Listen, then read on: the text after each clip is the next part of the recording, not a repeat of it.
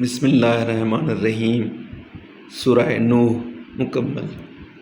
बेशक असां नूह खे संदसि क़ौम ॾांहुं मोकिलियो त पंहिंजी क़ौम खे उन्हनि वटि ॾुखो ईंदड़ अज़ाब जे पहुचण खां अॻु में टेजार चयईं त ए मुंहिंजी क़ौम, बेशक आउं अव्हां लाइ पधिरो टेजारींदड़ आहियां त अल्लाह जी इबादत करियो ऐं खांइसि ॾिजो ऐं मुंहिंजो चयो मञियो, तव्हांजा गुनाह अव्हां खे बख़्शे ऐं अव्हां खे ठहिरायल वक़्त ताईं ढिर ॾिए।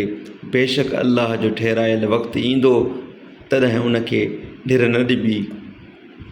जेकॾहिं ॼाणंदा आहियो, नूह चयो त ए मुंहिंजा पालणहार, बेशक आउं पंहिंजी क़ौम खे राति ऐं ॾींहुं सॾींदो रहियुसि।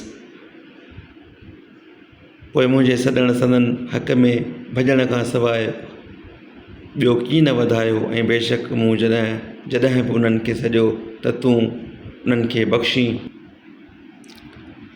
तॾहिं पंहिंजूं आङुरियूं पंहिंजनि कननि में विधाऊं ऐं पंहिंजा कपिड़ा पाण ते वेढ़े छॾियाऊं ऐं कुफ्र ते क़ाइमु रहिया ऐं तमामु घणो हठ कयाऊं।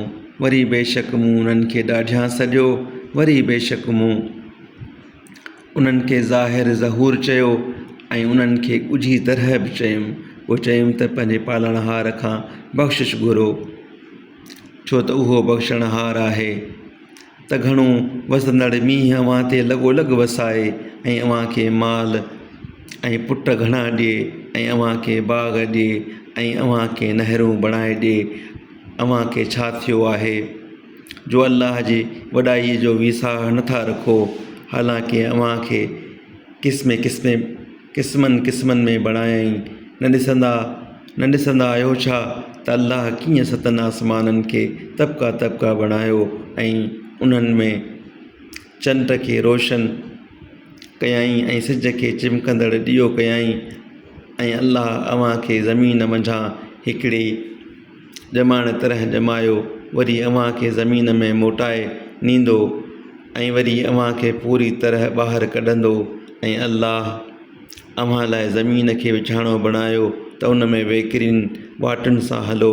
नूह चयो त ए मुंहिंजा पालणहार, बेशक उन्हनि मुंहिंजो चयो न मञियो ऐं उन्हनि जे पोयां लॻा जिन जे हक़ में संदनि माल ऐं संदनि औलाद छीअ खां सवाइ ॿियो की न वधायो, ऐं उन्हनि तमामु वॾो फ़रेब पखेड़ियो ऐं चयऊं त पंहिंजनि बुतनि खे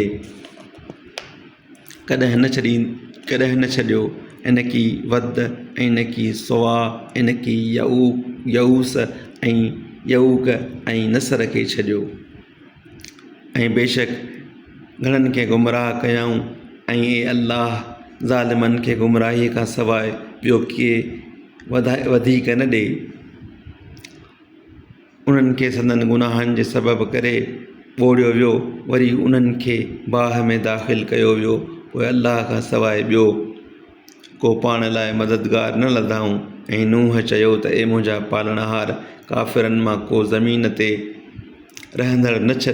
बेशक तूं जेकॾहिं उन्हनि खे छॾींदे त तुंहिंजनि ॿाननि खे गुमराह कंदा ऐं उहे बदकार मुनकर खां सवाइ ॿियो न ॼणींदा। ए मुंहिंजा पालणहार, मूंखे ऐं मुंहिंजे माउ पीउ खे बख़्श, ऐं जेको मुंहिंजे घर में मोमिन थी अचे तंहिंखे ऐं सभिनी मोमिननि ऐं मोमिनाणियुनि खे बख़्श, ऐं ज़ालिमनि खे हलाकीअ खां सवाइ ॿियो के वधीक न ॾे।